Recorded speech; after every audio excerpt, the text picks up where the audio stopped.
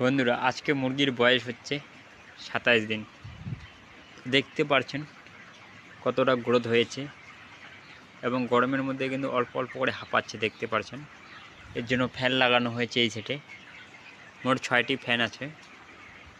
1400 বাচ্চাতে 6টি ফ্যান দেওয়া হয়েছে।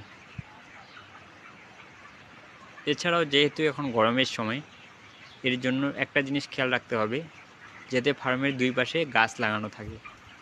এর ফলে তাপমাত্রা অনেকটাই কম হয়ে থাকে। আর তাপমাত্রা কম থাকলে মুরগির গ্রোথটা একটু ভালো হয় এবং মর্টালিটিও অনেক কম হয়।